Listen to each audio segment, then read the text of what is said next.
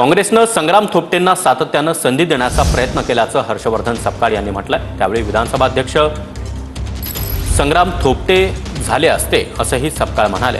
विधानसभा अध्यक्ष होऊ नये यासाठी त्यावेळी भाजपचेच प्रयत्न होते असा दावाही सपकाळ यांनी केला। तर माजी आमदार संग्राम थोपटे यांनी काँग्रेसला रामराम ठोकल्याचं सूत्रांकडून कळत आहे। काँग्रेसचे माजी आमदार संग्राम थोपटे यांचा भाजप प्रवेश जवळपास निश्चित झाला आहे।